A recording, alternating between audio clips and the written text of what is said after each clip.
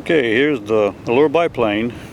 Brett finally got a chance to fly it yesterday in some really bad weather, doing a lot of rain, but had 5 or 6 good flights, evaluation flights, and figured we'd just tell you a little bit about the airplane now. It's been kind of a long time anticipated coming out, and finally we able to get some produced out of the factory.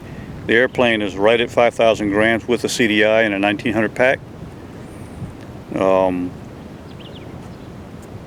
I didn't do anything trick on it to save weight. I just built it normally, and we could probably lose a couple ounces if we really wanted to, but there's really no need. The airplane flies so light. But basically this is the Allure biplane that's followed the generation of the Allure monoplane, and these wings are the original Alfirma wings, same exact wings. The distance is almost the same as the Alfirma. It's just mounted on an Allure fuselage.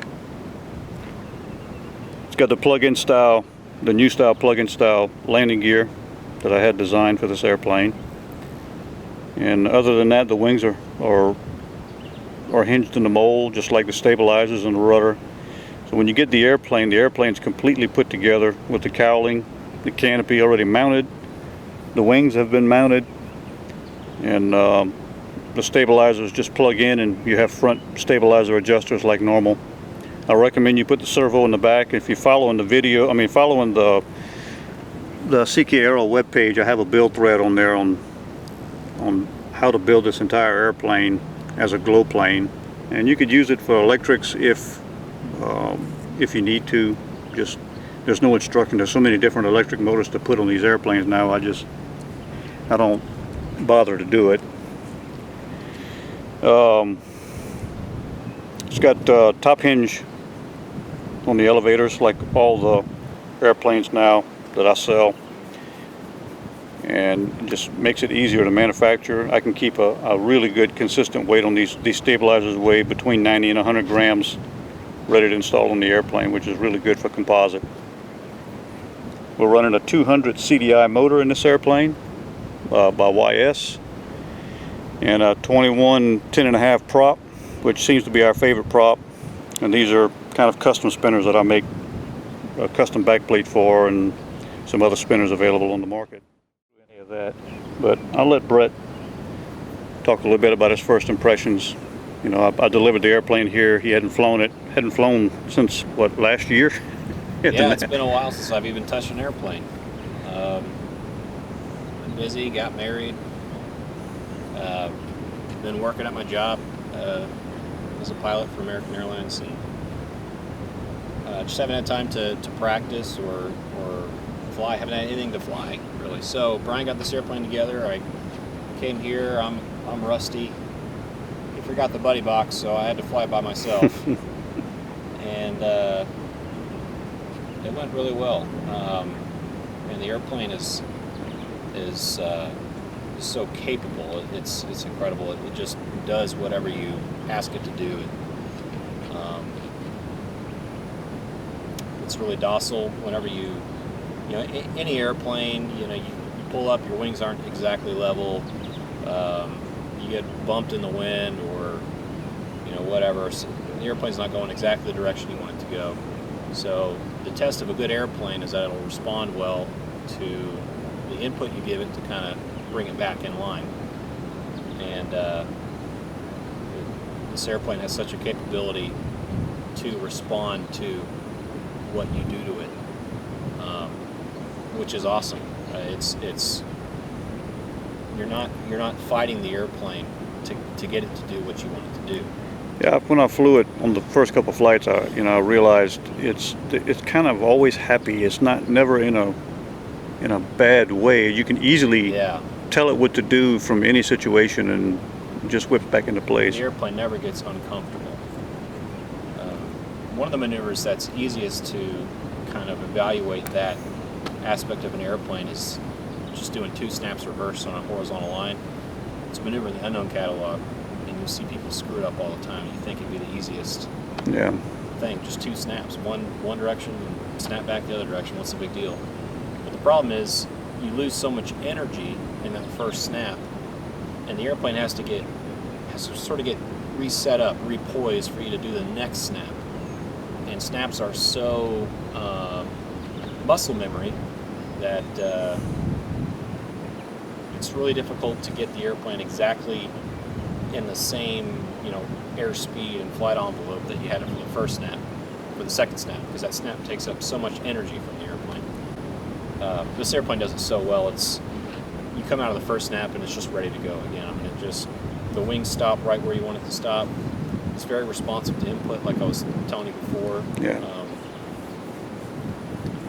The nose is a little low. You do more elevator on the next snap, and it's just happy. It'll just do it. It'll just come out of it. And the snap exits are really clean. The airplane just looks solid. It's really, really fun to fly. Really fun to fly. Yeah, it's like a pattern plane, but really it's so fun to fly. You can just horse around like a fun fly plane. Yeah. It's kind of, Yeah, you have to man. discipline yourself a little bit, because the airplane just does anything you ask it to do. Incredible things. Yeah. And with the rudder power is just crazy. It's just another elevator. It's awesome. I did a rolling circle the other day, and it was just laughably easy. Just the inputs to keep the airplane from dropping or whatever. The airplane is just so responsive and easy to coax around it.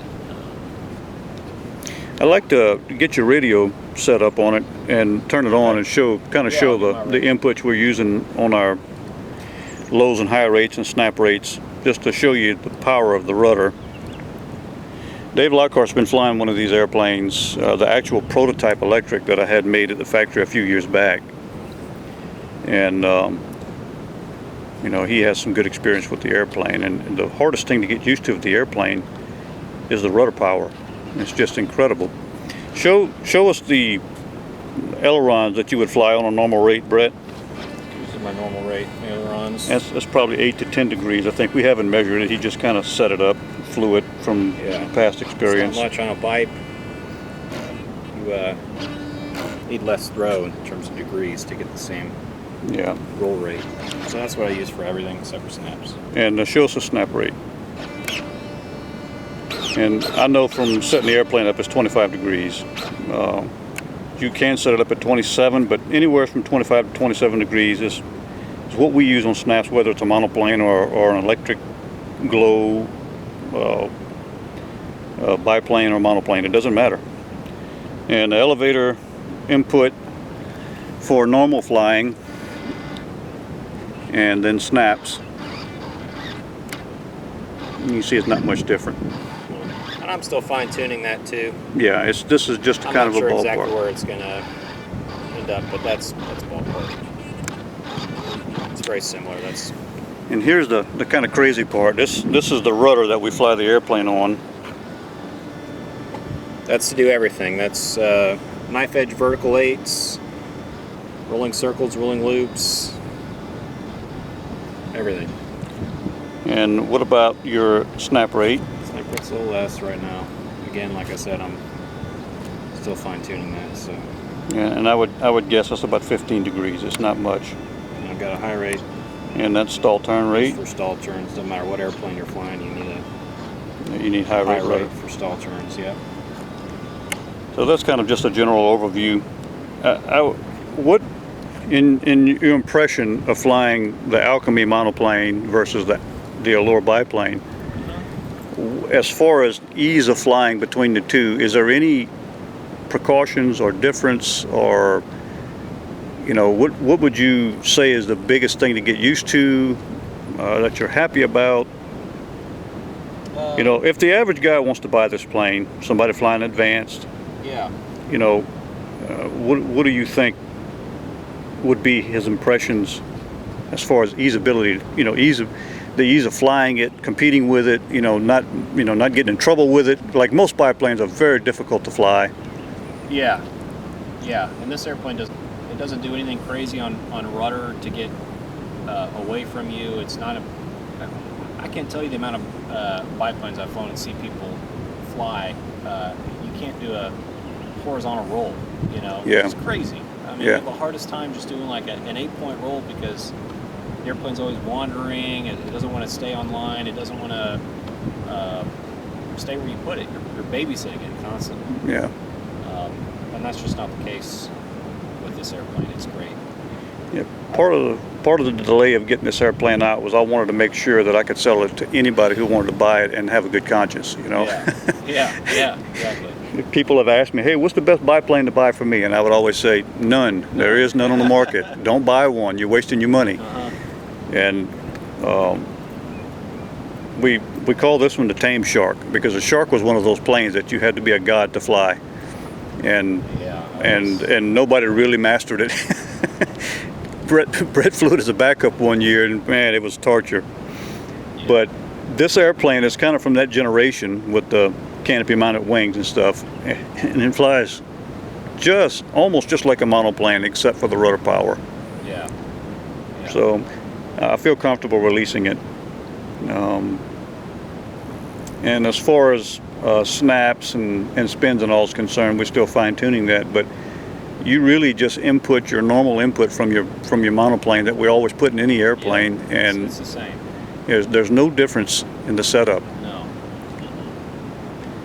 And that's Not at all. And actually, the biplane is more flexible on how you set it up.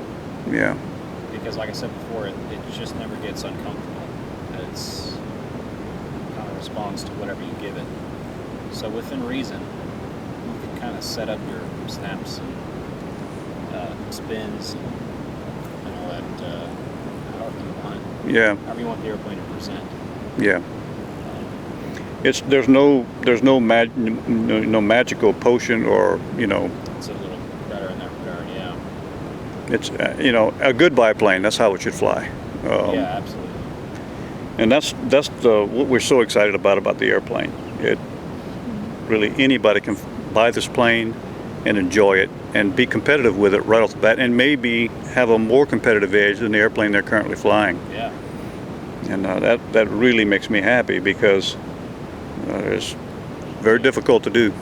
Things a lot of pilots in lower classes have trouble with are just so easy with this airplane. I mean, the first thing that comes to mind is rolls.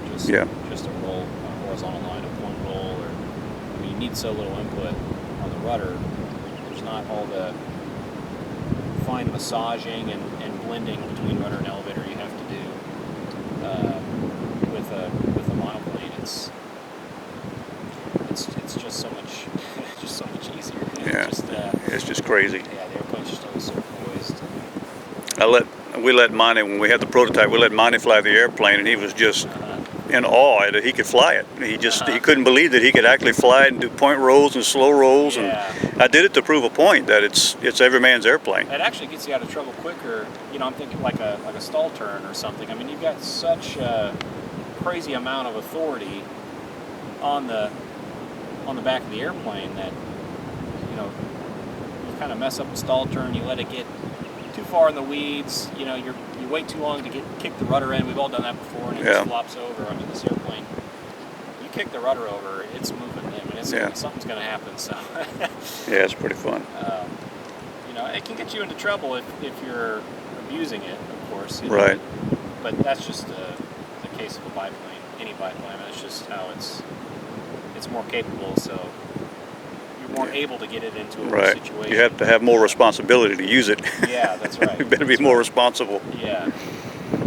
Anyway, we're really happy to present this airplane, and for the electric version, for the time being, I'm selling this airplane as a short kit, where you get a painted fuselage, and if you like to build, you can build laser cut wings and stabs for this airplane to keep it to where you can run 6,000 packs, or you can buy fully built up monocoated wings ready to go with the airplane.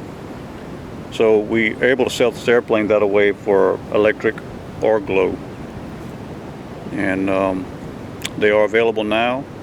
If you're interested in it, please go to the website and send me a note, and we'll figure out how to get one to you.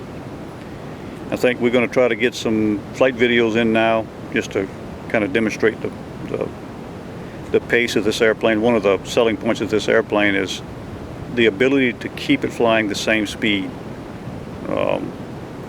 That's one of the kind of the holy grail with a pattern plane, is being able to control speed. You tell it what speed you want it to fly, whether it's in a horizontal or vertical or down line, and try to match all those lines with prop selection and, you know, power input. And a biplane, that's one of the advantages you get, is the ability with a good biplane to place it where you want it, to fly at the speed you want it, and be in control of it 100% of the time. Now, if it's a bad plane, obviously you're not going to be in control of it, but this airplane is a little different. It's something special, and we're very happy that we have it finally able to release. So stop by the website, go look on the Facebook page and look at the build thread on it. You may learn something, you may be able to teach me something, but there's a lot of information there, and anybody at any skill level can put these airplanes together because they're so highly prefabricated already at the factory. So give us a shout, and stay tuned for some videos.